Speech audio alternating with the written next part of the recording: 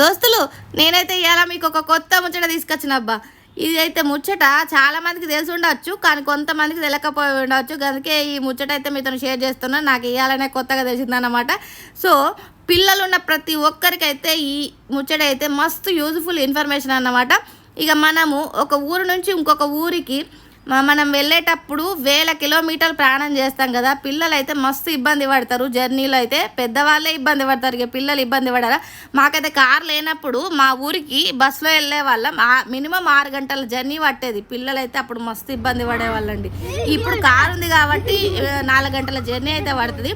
కానీ మేము ఎప్పుడైనా కానీ నైట్ పూట మేమైతే జర్నీ చేస్తాం. సో పిల్లలు పడుకుంటారు ఆ టైంలో, అప్పుడు ఇబ్బంది పడతారని చెప్పేసి అమెజాన్లో ఇట్లా బెడ్ అయితే ఆర్డర్ పెట్టినాం.